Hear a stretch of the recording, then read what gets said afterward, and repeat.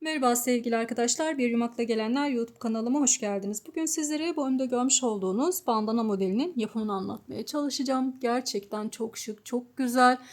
Bu kenar oyası detayıyla modelimizin kendisi çok şık ve çok güzel. Yetişkin model olarak çalıştım. Bu sene biliyorsunuz bu tarz bandanalar oldukça moda. Elimden geldiğince de böyle farklı modellere yer vermeye çalışıyorum. Hem berelerle olsun, yazlık bereler olsun, bandanalar olsun. Böyle farklı farklı modellerle gelmeye çalışıyorum sizler için. Şimdi bu modelimi dediğim gibi yetişkin boy olarak çalıştım. Sizlere ölçülerini de vereyim arkadaşlar. Şimdi şöyle göstererek hemen şu düz kısmının ölçüsünü veriyorum. Şöyle 54-55 şuradan. Evet, 54 santimlik bir genişlik var bu üst kısmının. Yukarıdan aşağıya bağcık kısımlarını ölçmedim. Sadece bu düz kısmın ölçüsü. Buradan aşağıya da 28 santimlik bir uzunluğumuz var arkadaşlar. Tam dediğim gibi yetişkin boy. Örnek sırası 1, 2, 3, 4, 5, 6, 7, 8, 9, 10 tane böyle örgü sırası yaptım. İstediğiniz uzunlukta hazırlayabilirsiniz. Çocuklarınız için yapacaksanız eğer 2 sıra eksik yapın. Bu dolgu sırası, yani 10 tane dolgu sırası yaptım. 8 tane dolgu sırası yaparak çocuklarınız için hazırlayabilirsiniz. Kullandığım malzemem koton iplik kullandım. 330 metrelik koton iplik kullandım. Buradan maalesef belirtemiyoruz hangi ipi kullandığımı. Açıklama kısmına mutlaka ekleyeceğim. Oradan bakabilirsiniz. İpime uygun da 2,5-4 numara 2,5 milimlik bir tığ kullandım arkadaşlar.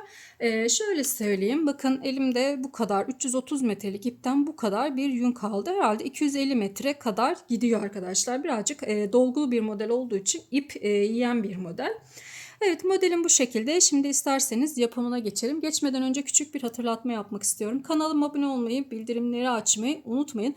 Yorumlarınıza da destek olursanız çok sevinirim. Bir emoji bile koysanız bizler için çok değerli arkadaşlar. Daha fazla kişiye ulaşmamız için. Hepinize kolay gelsin. Bandanamızın yapımına başlıyoruz. Öncelikle 5 tane zincir çekeceğiz. Şöyle bir sabitleme zinciri çekiyorum. Bunun üzerine 1, 2, 3, 4 ve 5 tane zincir çektim.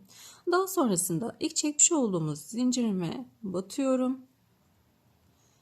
İçinden çıkarıyorum. Şimdi 1, 2, 3, 4. Burada bir halka oluşturmuş olduk. 4, 5, 6 ve 7 tane zincir çekiyorum. Ve 1, 2, 3 kere tığımı doluyorum. Tığımda 2, 3, 4 tane ip var. Bakın ilmeğim var şu anda. 4 tane ilmeğim var. Bu halka yapmış olduğumuz yerin içerisine batıyoruz. Bu şuradaki başlangıçtaki ipimizi de böyle aralarda yürüteceğiz. Şimdi bakın bunu hep 2 2 çıkacağız ve dörtlü trabzanlar yapacağız. Yani 4 kere de çıkacağız biz bunu. Öncelikle şu 2 taneyi çıkarıyorum. Daha sonrasında diğer 2 taneyi çıkarıyorum. 2 taneyi çıkarıyorum ve kalan 2 taneyi çıkarıyorum. Yani 4 kere de çıkarmış oluyoruz bunu. Şimdi tekrar 1, 2 ve 3 tane doluyorum. Yine yuvamın içerisine batıyorum. 2, 2, 2 ve 2 şeklinde 4 kere de çıkarıyoruz. Tekrar 3 kere doluyorum. Yine aynı işlemi yapacağım. 2, 2 ve 2 doluyorum. Dörtlü trabzanlarımızı yapıyoruz. Burada ilk baştaki zincirimi de sayıyorum. 4 tane dörtlü trabzanım oldu. Şimdi bir tane daha yapacağız.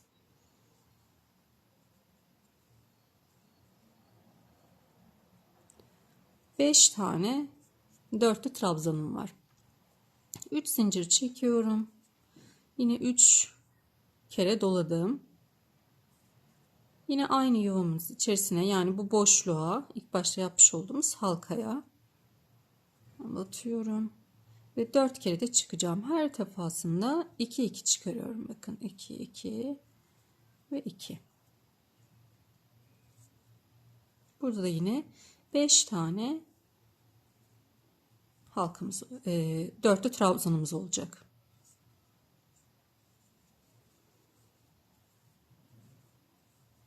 Üç, 4, 5.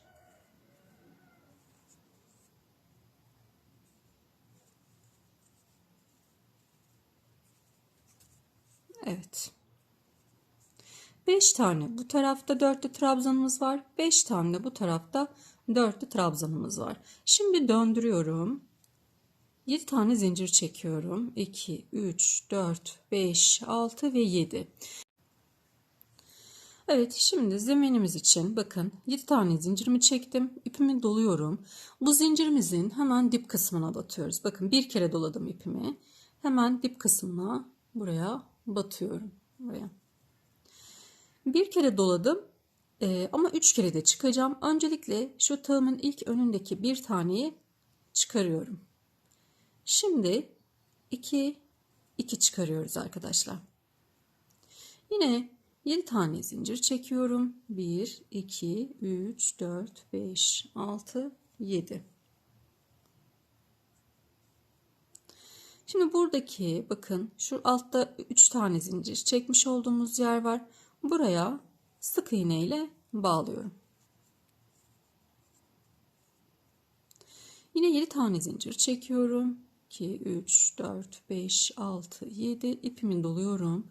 Ve bu en sonda zincirimizin bakın tepe noktasıyla tam zincirimizin bu zincirimiz en tepesindeki zincire batıyorum arkadaşlar. Ve yine üçlü trabzan yapacağım. Bir kere doladım. Battım. Bakın ilk başta bir tane çıkarıyorum. Daha sonra 2 çıkarıyorum. Ve 2, 3 kere de çıkarmış oldum. 1, 2, 3 zincir çekiyorum. Ve aynı yere tekrar batıyorum. Ve üçlü trabzan yapıyorum.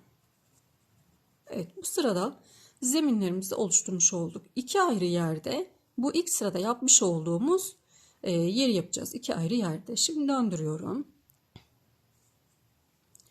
1, 2, 3, 4, 5, 6 ve 7 tane zincir çekiyorum. İlk sıradaki işlemimizin aynısını yapacağız arkadaşlar. Burada ne yapmıştık? 5 tane dörtlü trabzan yapmıştık. Hemen yine 3 kere doluyorum.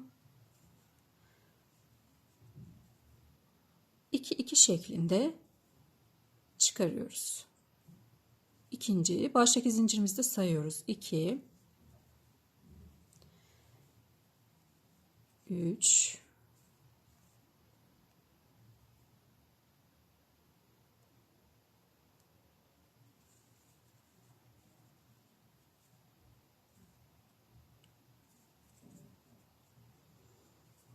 4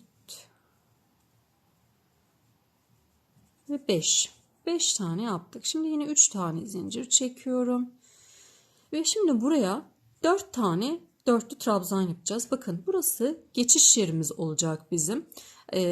Buraya geçerken buradaki ilmeğin buradaki yeri de bir tane olarak sayacağız. Şimdi yapınca daha net göreceksiniz. Bu geçiş yerlerinde 4'er tane yapacağız. Şimdi yapalım, daha net görün. 4 tane dörtlü trabzanımı yapıyorum. 2, 3, 4 tane yaptım. Şimdi bakın burada bir 7 tane trabzan zincir çekmiş olduğumuz yer var alt kısımda. Hani buraya sabitledik ya. Burada 7 tane zincirimiz var. Şimdi şöyle boşluğa bakın, boşluğa batıyorum ve sık iğne ile bağlıyorum. Bakın bu burada bir tane trabzan görevini görmüş oldu. 2, 4, 5 tane trabzan görevimizi görmüş oldu. Dörtlü trabzan görevini gördü. Şimdi 3 tane zincir çekiyorum.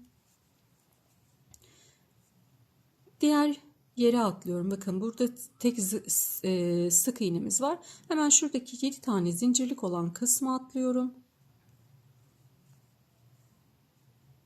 Şimdi ipimi doluyorum. Ve buraya geleceğim. Bakın şimdi ipimi 1, 2, 3 kere doladım. Ve burada yapmış olduğumuz yuva var ya arkadaşlar. Bu yuvaya geliyorum. Şimdi bakın bir tane yaptım. Şimdi şöyle baktığınız zaman burada 2 tane trabzanım olmuş oldu. Yine geçiş şiirini yapmış olduk. Şimdi 2 trabzanımız olmuş oldu. 2, 3. Bu geçiş yerleri bu şekilde olacak. 3,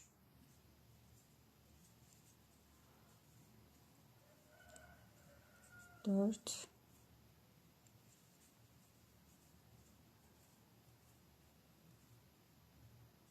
5. Evet, şimdi 3 zincir çekiyorum ve buraya 5 tane dörtlü trabzan yapıyorum. Bakın burada herhangi bir geçişim yok. O yüzden normal 5 tane üçlü trabzanımızı yapacağız. 5.'yi zincire yapacağız arkadaşlar. O yüzden şimdi 4 tane yapalım öncelikle. 3, 4. Şimdi şöyle ittiriyorum. Buradan itibaren sayıyorum. 1, 2, 3, 4 ve 5. zincirime 5. zincirimize 5. dörtlü trabzanımızı yapıyorum. Böyle. Evet, şimdi bir üst sıraya geçtik. Tekrar zemin hazırlayacağız. Bu dolgularımız, yuvalı dörtlü trabzanlarımızı yapmış olduğumuz dolgularımız için. Şimdi bakın burada 1, 2 taneydi. Üst kısımda da 3 tane olacak. Şimdi yine 7 tane zincirimi çekiyorum. 2, 3, 4, 5, 6, 7. İpimi bir kere doluyorum. Ve dip kısmına, hemen dibine bakın. Şuraya batıyorum. Ve 3 kere de çıkaracağız. Ne yapıyorum? Şöyle dipteki bir taneye çıkarıyorum. Daha sonra 2 şeklinde çıkardım. 7 tane zincir çekiyorum. 2, 3, 4, 5, 6 ve 7. Hemen şu 3 tane zincirimin olduğu noktaya sık iğne ile bağlıyorum. Tekrar 7 tane zincir çekiyorum. 2, 3, 4, 5, 6, 7. İpimi doluyorum. Bakın burada şöyle bir yuva şeklinde gözükmüş oldu. Buradaki bu kısım geçişlerimiz. Hani altta 3 zincir çektik, sık iğne ile bağladık ya, o geçişlerimizin olduğu kısım. Şimdi buraya bir yuva daha oluşturacağız. Bakın bunun hemen üst kısmında, hemen üstü yuva, tekrar bir yuva daha oluşturuyoruz burada. Dolgumuzu yapacağımız yer olacak. Şöyle yine üçlü trabzan yapacağız. Bir kere doladım. 1, 2, 2 şeklinde çıkarıyorum. 3 zincir. Yine aynı yere üçlü trabzan yapıyoruz. Bu yuvaları, yani zemini oluşturacağımız yerde hep bir kere dolayıp üçlü trabzanlar yapıyoruz arkadaşlar. Şimdi yine 7 tane zincir çekiyorum. 3, 4, 5, 6, 7. Buradaki boşluğa sık iğne yapıyorum. Tekrar 7 zincir çekiyorum. 7 ipimi doladım bir kez. En sondaki zincirimizin en tepedeki zincirine batıyorum bakın.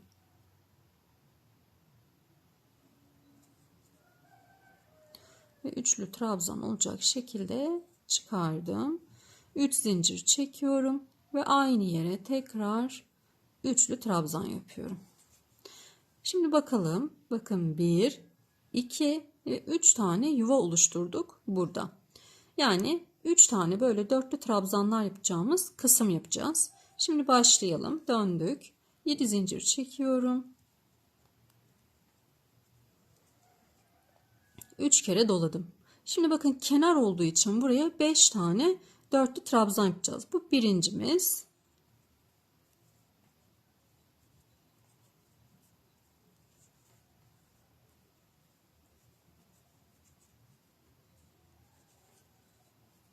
Bu dörtlü trabzanlara hızlı geçiş yapıyorum.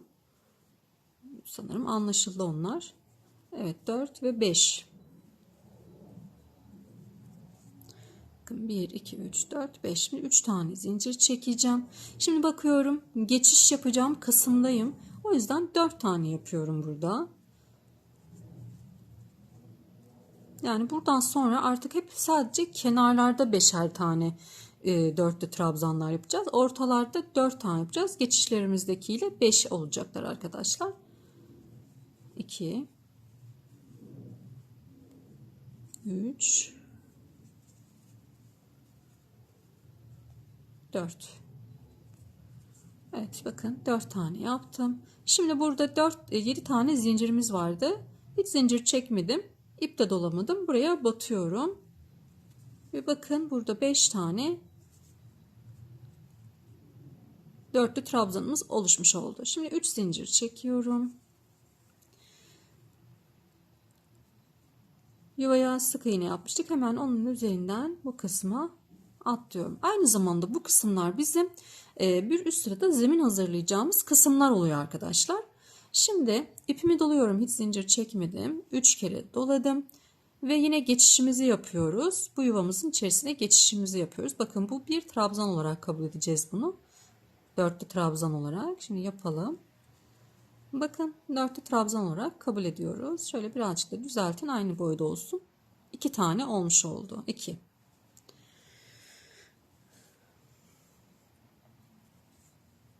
Beş tane olacak şimdi. 3 4 5. 3 zincir çekiyorum.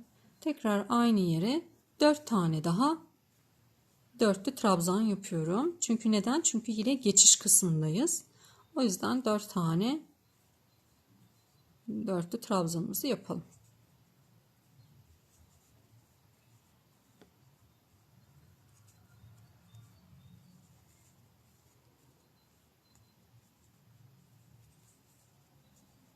Evet 4. Şimdi bakın hemen geçişimizi yapıyoruz. Burada 7 zincirlik olan kısma batıyorum. Ve geçişimizi yaptık. Burada yine 5 tane, bakın 2 4 5 tane dörtlü trabzanımız oluşmuş oldu. 3 zincir çekiyorum. Bu sık iğneyi gördüğümüzde 3 tane zincir çekeceğiz dolgulu kısımda. Buraya batıyorum sık iğne olarak.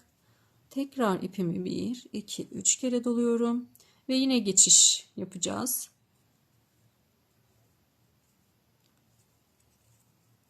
Şöyle bakın 1 2 tane olmuş oldu.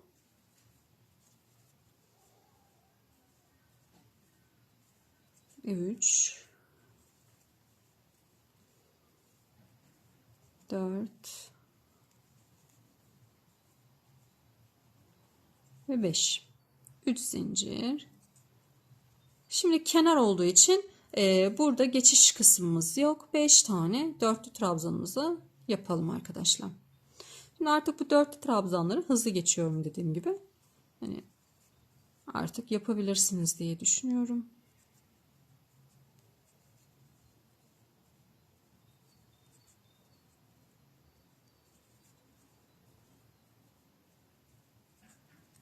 Evet 4 tane yaptım. 5. de zincirimin üzerine yapacağım. 1, 2, 3, 4 ve 5. zincirimizin üzerine yapıyorum arkadaşlar.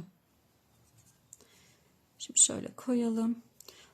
Tabii ki bunun sonunda ütülememiz gerekiyor. Yaptıktan sonra ters kısmında buharlı ütüyle ütülemeniz gerekiyor arkadaşlar. Yani böyle birazcık örerken toplanıyor gibi. Ütülendiğinde çok daha güzel ve şık görünecektir. Şimdi döndürüyorum. 7 tane zincir çekiyorum. Son bir kez zemin kısmını sizlerle paylaşmak istiyorum. Şimdi altta bakın 3 tane 1, 2, 3 kısmımız vardı. Şimdi burada da 4 tane zemin hazırlayacağız. 1, 2, 3, 4, 5, 6 ve 7 zincir çekiyorum. İpimi bir kere doluyorum ve dibine batıyorum. Her sırada bu sabit bir şekilde zemini hazırlarken bunu yapıyoruz. Üçlü trabzan olarak çıktım. Şimdi yine 7 tane zincir çekiyorum. 3, 4, 5, 6, 7. Yuvamın içerisine sık iğne ile bağlıyorum. Tekrar 7 zincir çekiyorum. Bakın yuva oluşturacağımız, yani bu dolgulu yerler için oluşturacağımız kısımlar zaten kendini belli ediyor burada. Görüyorsunuz bakın. Hemen buraya batıyorum.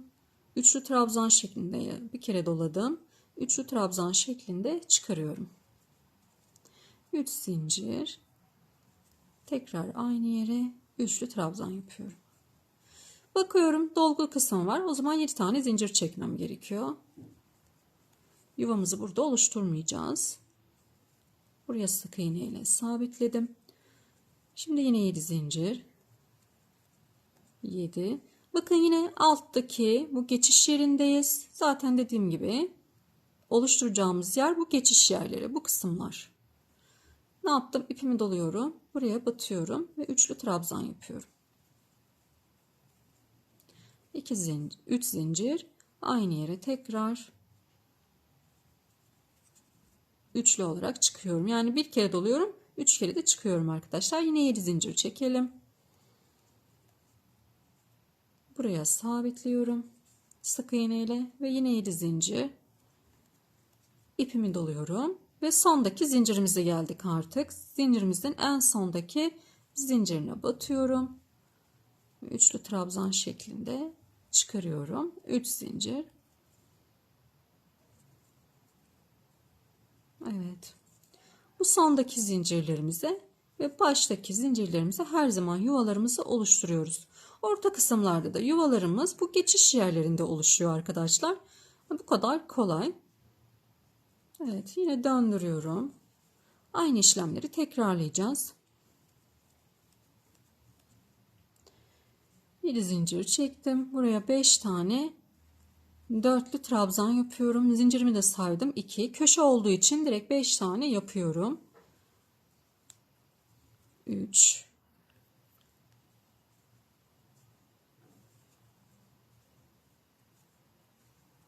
4 5. 3 zincir çekelim. Aynı yere 4 tane 3 kere doladım arkada. 3 zincir çektim. 3 kere de doladım. Ve aynı yere yine 4 tane dörtlü trabzanımı yapıyorum. Çünkü geçiş yerim burası.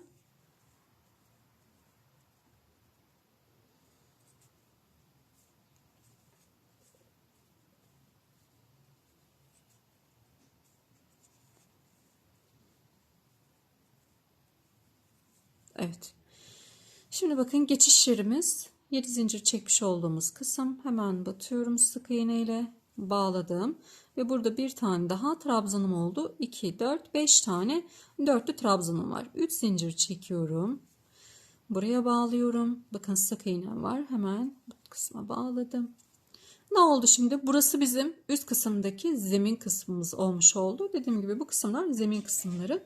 Şimdi yine 3 kere doluyorum. Yuvamın içerisine 4 tane dörtlü trabzan yapacağız. Geçiş çünkü. Bu da bir tane dörtlü trabzan olarak sayıldı. 2 3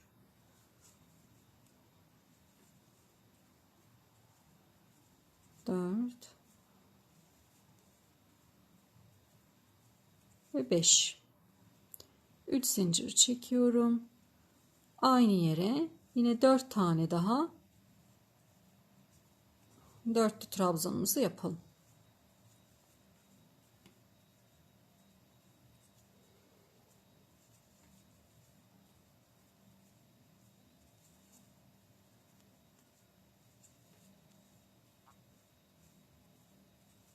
Dört tane yaptım.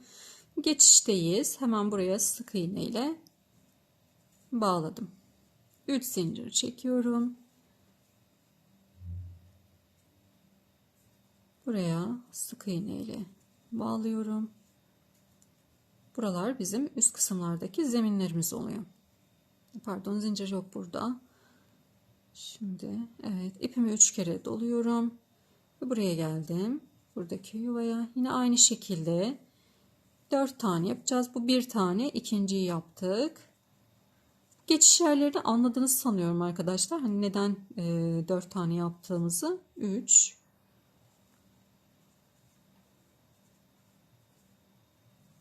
4 5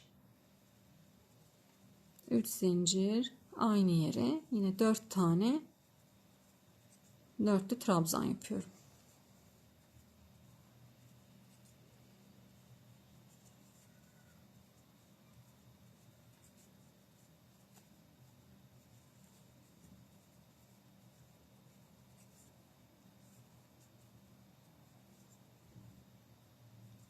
buraya sabitliyorum.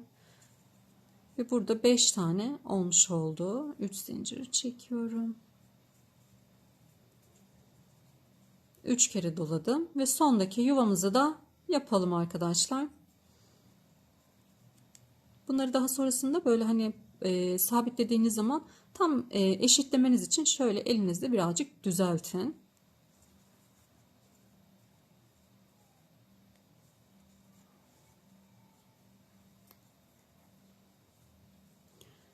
Üç,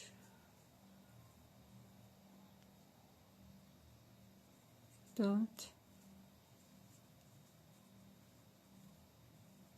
5. 3 zincirimi çekiyorum. Aynı yere tekrar 4 tane yapacağız. 5.'yi de zincirimizin üzerine yapacağız arkadaşlar. 2, 3, 4. Şimdi sayıyorum. 1, 2, 3, 4 ve 5.'nin üzerine sık iğne 4 trabzanımı yaptım. Bakın burada 1, 2, 3, 4 tane bölümümüz oluşmuş oldu. Bu dolgulu kısımlar. Şimdi son bir kez daha yuva kısımlarını sizlerle paylaşacağım. 1, 2, 3, 4, 5, 6, 7. Bir kere doluyorum. Dibine batıyorum ve üçlü trabzan yapıyorum. 1, 2, 3, 4, 5, 6, 7 zincir çekiyorum. Yuvaya sık iğne yapıyorum. Tekrar 7 zincir çekiyorum. Bu sefer ipimi doluyorum. Çünkü bu geçiş yerindeyim. Yuva oluşturacağımız kısımdayız. Üçlü trabzan yapıyorum. 3 zincir çektim. Tekrar aynı yere bir kere dolayacağız. Aynı yere üçlü trabzan yapıyorum.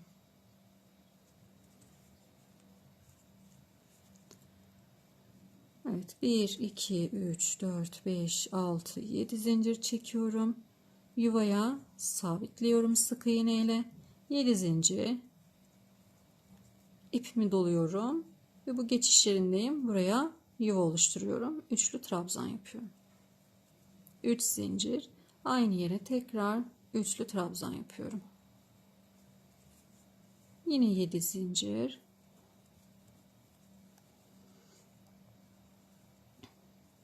Sabitledim. Yuvamızı oluşturuyoruz.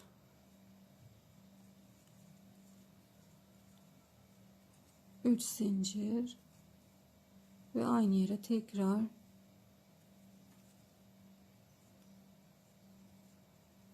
1, 2, 3, 4, 5, 6, 7 zincir yuvaya sabitledim. 1, 2, 3, 4, 5, 6, 7 zincir ipimi doladım ve sondaki zincirimizin en üstteki yani 7. zincire diyelim arkadaşlar. Buraya yine bağladım. 3 zincir çekiyorum. Tekrar aynı yere üçlü trabzan yapıyoruz. Evet. Şimdi üst kısımda dolgulu olan yerler aynı devam edecek. Bundan sonra bir zemin bir dolgulu kısım olacak şekilde devam edeceğiz ve tamamlayacağız. Şimdi tamamlayalım. Ben daha önce yapmıştım. Onun üzerinde devam edeceğim. Şöyle bakın ütülemiştim ben bunu. Şöyle koyalım birazcık da uzaklaştıralım. Evet daha önce hazırlamıştım. Ben bunu ütüledim arkadaşlar. Ters kısmından ütüleyince çok daha muntazam duruyor. Şimdi şöyle bakın. Bu ütülenmemiş olan beraber yapmış olduğumuz bakın bu ütülenmemiş olanı bu da ütülenmiş olanı. O yüzden ütülemeye gayret edelim. Ütülenince çünkü kendini gösteriyor model. Şimdi kenar oyasıyla devam edeceğiz. Öncelikle ne kadar yapmışım onu sizlerle paylaşayım. Bakın en dipten itibaren sayıyoruz. 1, 2, 3, 4, 5 şöyle 1 şöyle yapalım 1, 2, 3, 4, 5, 6, 7, 8, 9, 10 tane dolgulu sıramız var yukarıya doğru. Yan tarafa doğru da sayalım yine. 1, 2, 3, 4, 5, 6, 7, 8, 9, 10 tane. 1, 2, 3, 4, 5, 6, 7, 8, 9, 10 tane. Şöyle ölçü de vereyim size kaç santim olduğunu bakalım. İstediğiniz uzunlukta yapabilirsiniz. Çocuk boy yapacaksanız daha da kısaltabilirsiniz. Şu anda uzunluğumuz 28 santim arkadaşlar. Böyle orta noktasından en uç kısmına kadar 28 santim. Şu kenar kısmını da ölçelim. Bu yetişkin boydur. Evet, 54-55 santim gibi de bu kısmın genişliği. Evet. Şimdi kenar oyasıyla devam edeceğim. Şimdi 8 tane zincir çekiyorum. 2, 3, 4, 5, 6, 7, 8 tane zincirimi çektim. Bunun üzerine 4 tane daha zincir çekeceğim. 1, 2, 3, 4 zincir çekiyorum. Ve bu elimle tutmuş olduğum zincire, yani 8. zincirime batıyorum. İçinden kaydırmayla çıkarıyorum. Sadece bakın, bu halkayı bu tarafa alıyorum. Alt kısmını değiştirmiyorum. Yani alt kısmı düz kalacak. Şimdi şöyle 5 tane zincir çekelim. 1, 2, 3, 4, 5 tane zincir çekiyorum. 2 kere doluyorum. Burada oluşturduğumuz halkanın içerisine, bakın şöyle halkamızın içerisine 3 kere de çıkarıyorum. İkinci üçlü trabzanımı yaptım. Tekrar 2 kere doluyorum. Tekrar aynı yere batıyorum. 3,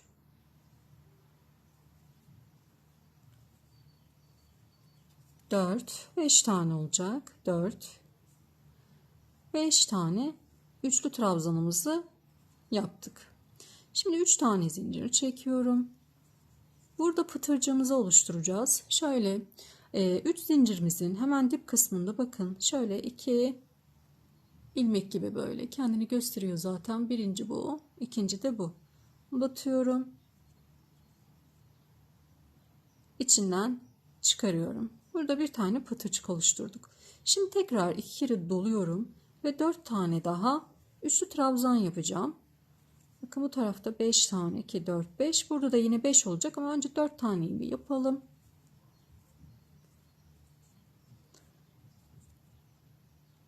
2, 3, 4. Beşinciyi de 5 tane zincir çekiyorum. 2, 3, 4 ve 5. Halkamın, yuvarlak halkamın içerisine kaydırarak batıyorum. Ve bu şekilde bir görüntümüz oluşmuş oldu. 8 tane zincir çekelim. 1, 2, 3, 4, 5, 6, 7 ve 8 zincir çekiyorum. Şimdi burada bu kısım arkadaşlar. Bakın şurada üçgen kısım var. Altta da trabzanlı bölüm var. Hemen onun birleşim yeri gibi düşünün. Buraya batıyorum. Sık iğne ile bağladım. Evet. İlk kenar kısmımızın ilk oyasını yaptık. Şimdi tekrar yapıyorum. 8 tane zincir çekiyorum. 2, 3, 4, 5, 6 ve 8. 8. zincirimi tuttum.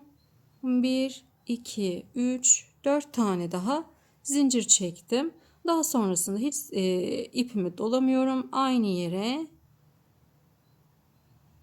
batıyorum. Şöyle kaydırarak. Daha sonrasında bunu diğer tarafa aldım. Halkayı, burada küçük bir boşluğum oldu. 1, 2, 3, 4, 5 zincir 2 kere doladım. Bu boşluğun, yani oluşturmuş olduğumuz bu boşluğumuzun içerisine üçlü trabzanlar yapıyoruz. 2 zincirimi de sayıyorum. 2, 3, 4, 5. 3 tane zincir çekiyorum. Burada pıtırcık oluşturacağım. Hemen bakın şöyle dip kısmında böyle 2 kısım var. Aldım. İçinden geçiriyorum. 2 kere doladım. Tekrar buraya 5 tane üçlü trabzan yapıyorum. 1 2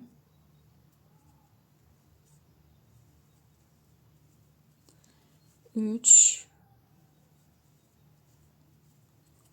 4 5.'yi de 5 tane zincir çekiyoruz ve dip kısmına şöyle kaydırmayla bağlıyorum.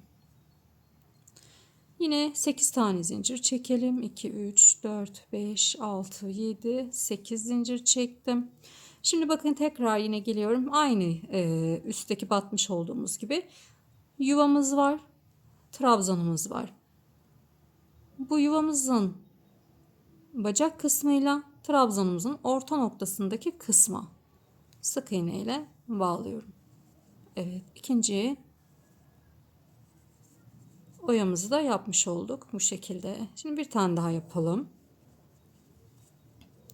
8 zincir, 2 3 4 5 6 7 8 zincir tutuyorum elimle. 1 2 3 4 zincir daha çekiyorum ve elimle tutmuş olduğum yere kaydırmayla bağlıyorum. Daha sonrasında bunu şöyle döndürüyorum, bu tarafa alıyorum. 5 tane zincir çekelim. 2 kere doladım. Oluşturduğumuz yuvanın içerisine, boşluğa 5 tane üçlü trabzan yapıyorum. 2 kere doluyorum. 3 baştaki zincirimi de sayıyorum. 3 4 5 1 2 3 zincir çekiyorum. 3 zincirimizin hemen dip kısmında şu şekilde bakın 2 ilmek gibi böyle gözüküyor. Alıyorum ve içinden çıkarıyorum, kaydırdım. İpimi 2 kere doluyorum. Tekrar 5 tane daha üçlü trabzan yapacağım. 1 2 3 4 taneyi yaptık. 5.'yi de zincir çekerek yapacağız arkadaşlar. 5 zincir çekiyorum. Dibine batıyorum. Yani yuvamıza batıyorum ve içinden çıkarıyorum. 8 zincir. 3 4 5 6 7 8 zincir çektim. Yine geldik buraya. Bakın yuvam, trabzanlarım. Yuvamın bacağıyla trabzanımın hemen tepe noktasıyla birleşimimizi sağlayacağız.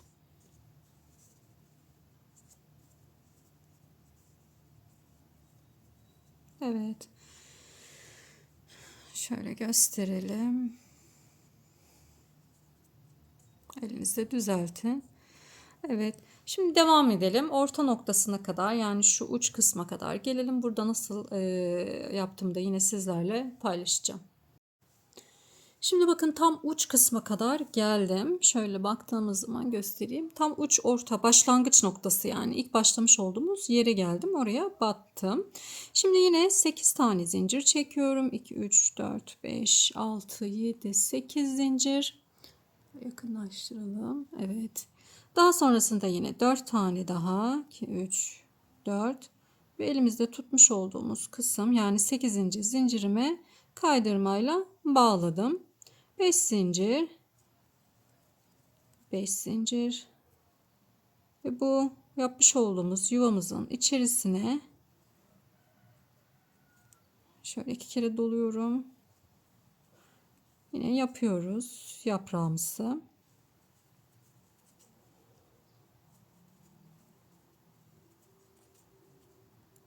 Evet, 5 tane üçlü trabzanımızı yaptık. Baştaki zincirimizi de saydık. 3 zincir çekiyorum.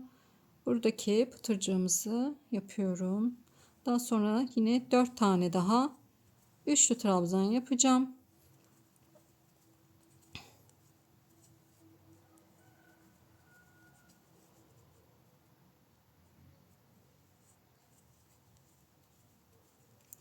Beş zincir ve yine halkamın içerisine, yuvamın içerisine kaydırmayla batıyorum. 5 tane üçlü trabzanımız olmuş oldu burada.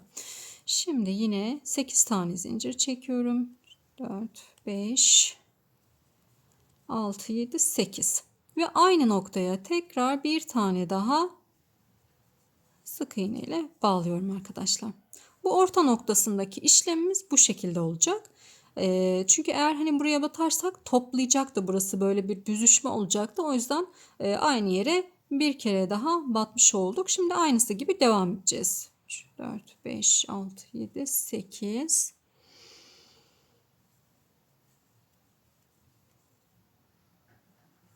Yuvalarımızı oluşturalım.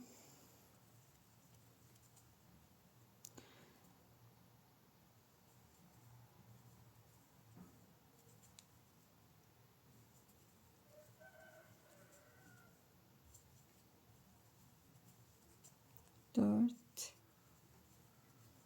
5. 3 zincir çekiyorum.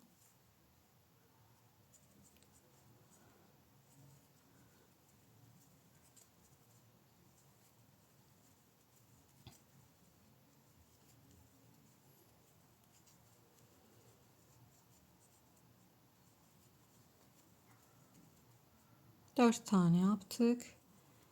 5 zincir şöyle hemen dip kısmına kaydırdım. 1, 2, 3, 4, 5, 6, 7, 8 zincir.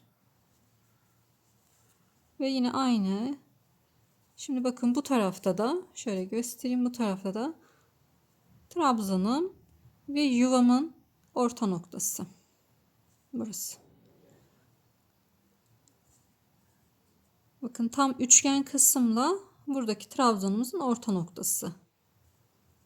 Burada bu şekilde olacak. Sık iğne ile bağladık. Bir kere daha göstereyim.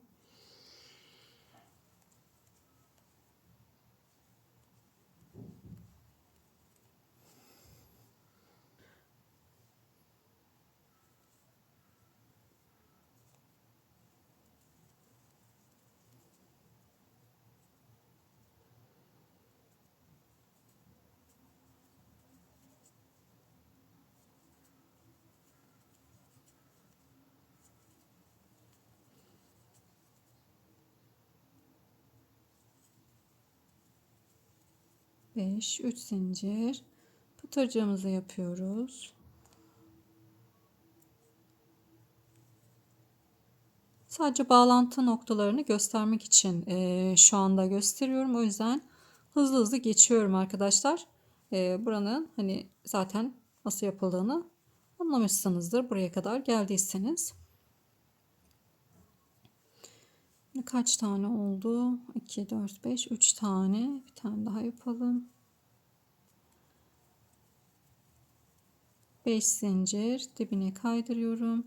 8 zincir çekelim şimdi. 2, 3, 4, 5, 6, 7, 8 zincir çekiyorum. Ve bakıyorum şimdi üçgen kısım, yani yuvam oluşturduğum kısım ve buradaki dolgulu kısmımızın orta noktası, bağlantı yerimiz burası arkadaşlar. Bakın. Trabzanlı kısım, üçgenli kısım, orta noktası, bağlantı kısmı. Evet. Şimdi şu kenara kadar gelelim, sonra bağcık kısımlarıyla devam edeceğiz. Evet, kenar oyasını da yaptım. Şöyle üzerine bir buharlı ütü verdim. Arka kısmından, ters kısmından.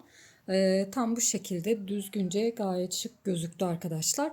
Şimdi bağcık kısımlarına geçiyoruz. Bağcık kısmımız için bakın en sonki kenar oyamızın 8 zincir çekerek hemen şu başlangıçtaki zincirimizin tepe noktasına battık. Şimdi burada bağcığımız için eğer uzun bağcık istiyorsanız 70-80 tane zincir çekebilirsiniz. Kısa bağcık istiyorsanız 50-55 tane çekebilirsiniz. Ben şöyle bir 55-60 tane zincir çekeceğim. Zincirlerinizi de çok sıkı çekmeyin. Evet, 60 tane zincirimi çektim. Bunun üzerine sık iğne ile ineceğiz arkadaşlar.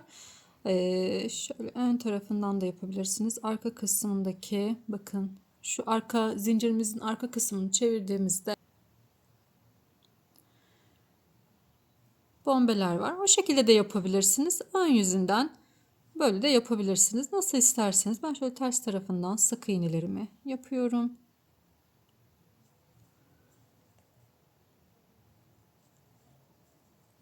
Sık iğne şeklinde iniyoruz.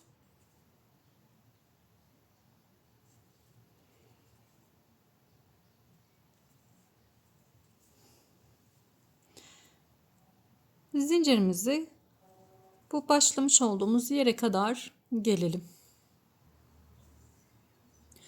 Evet, şimdi bakın bağcık kısmımızı yaptım. Şöyle hafif de bir esnetin arkadaşlar. İyice ilmekler yerine otursun. Dip kısma kadar geldik. Hemen şu bakın, hemen dip kısmına şöyle buraya bir tane sık iğne yapıyorum. Bu trabzan tepelerine birer tane sık iğne yaparak ilerliyorum. Buraya 3 tane yapacağım. 1 2 3. Şimdi burada da 1 2 2 ipim takıldı. Evet. Ve 3. 3 tane sık iğnemi yaptım. Şimdi ipimi doluyorum. Bakın şu sondaki 2 taneyi yapmayacağım. Boş bırakıyorum. 3 tane. Şuradaki 5 tane üçlü trabzanımız, dörtlü trabzanımızın üzerine 3 tane sık iğne yaptım. İpimi doluyorum. Şuradaki yuvaya geliyoruz. Bakın bu yuvaya geliyoruz. Buraya 5 tane trabzan yapıyorum. 1 2 3 4 5. 5 tane trabzan yaptım. Şimdi burada 2 tane atlıyorum. Şöyle 1 2 tane atlıyorum. Sondaki 3 dörtlü trabzanımın tepesine batacağız. Burada da çünkü 2 tane atlamıştık. Yuvaya 5 trabzan yaptık. Şimdi yine burada da 1 2 tane atlıyorum. 3. trabzanıma sık iğne yapıyorum. 1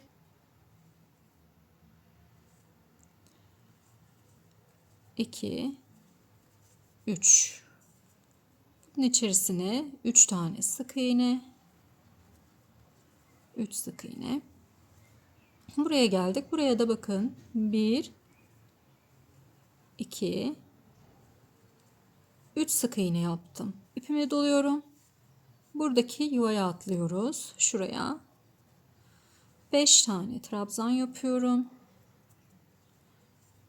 1 2 3 4 5. 5 trabzan yaptım.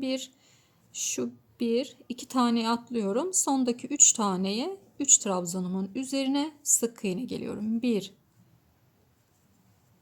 2 3. Bakın bu kısım düz bir şekil almış olacak ön kısım. 3 tane yaptık. Şimdi buraya yine boşluğa 3 tane sık iğne yapıyorum. Yine burada 3 tane ilmeklerime batarak sık iğne yapacağım. 1 2 ve 3. 1 2 tane yapmıyorum. Buraya geliyorum. İpimi doladım. 5 tane trabzan yapacağım. 1 2 3 4 5. Şimdi burada yine 2 tane atlıyorum. 1 2 tane atlıyorum. Şaşırırsanız bakın 1 2 3 tane geriye sayın. Oraya ilmeğinizi batın. Sık iğne yapacağız. 1 2 3. Yani buraya 3 tane sık iğnemiz olacak arkadaşlar. 3 bu tarafta, 3 bu tarafta olacak. Yuvada da yine 3 tane. Yine bakın 1 2 ve 3.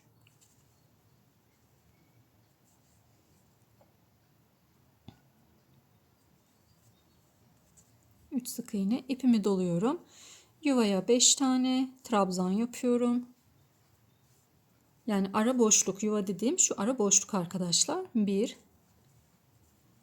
2 3 4 5. Şimdi geldik buraya. Bu dörtlü trabzanlarımızın olduğu yere. Buradan dediğim gibi şaşırırsanız, çünkü bunu hani bir trabzan olarak buradaki geçiş yerini saymıştık ya, orada hata yapabilirsiniz. Ne yapıyorum? En sondaki trabzanımdan 1 2 3 geriye sayıyorum. Üçüncüye sık iğne ile bağlıyorum. Bu ikisi arasındaki 3 zincirlik boşluğa da yine 3 tane sık iğne yapıyorum. Buraya da yine 3 tane sık iğne yapıyorum. 1, 2, 3. İpimi doluyorum. Ara boşluğa 5 tane trabzan yapıyorum. Evet, bu şekilde sıra sonuna kadar gideceğiz arkadaşlar.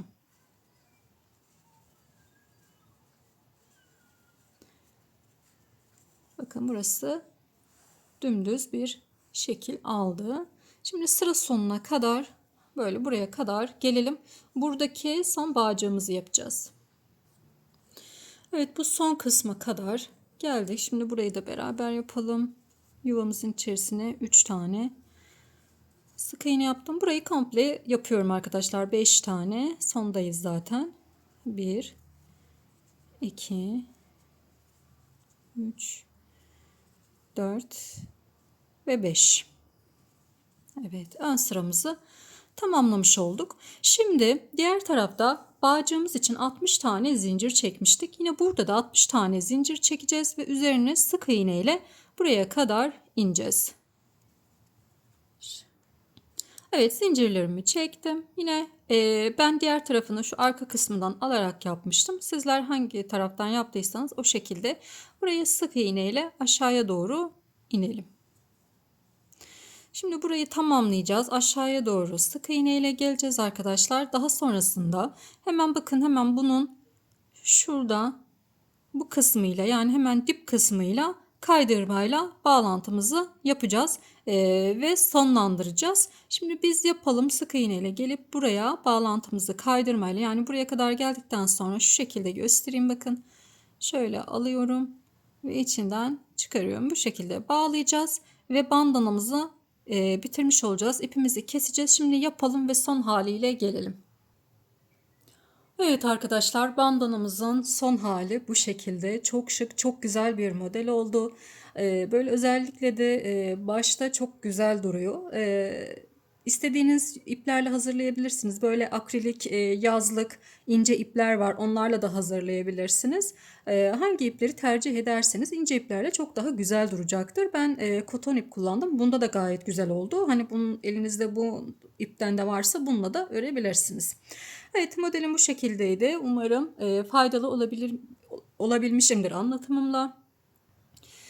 Takıldığınız bir yer olursa, anlamadığınız, yapamadığınız bir yer olursa mutlaka yorumlarda sorun arkadaşlar. Elimden geldiğince, gördükçe yardımcı olmaya çalışırım. Buraya kadar izlediğiniz için teşekkür ediyorum. Hepinizin eline koluna sağlık. Kanalıma abone olmayı, bildirimleri açmayı ve yorumlarınıza da destek olmayı unutmayın. Hepinize sağlıklı günler dilerim.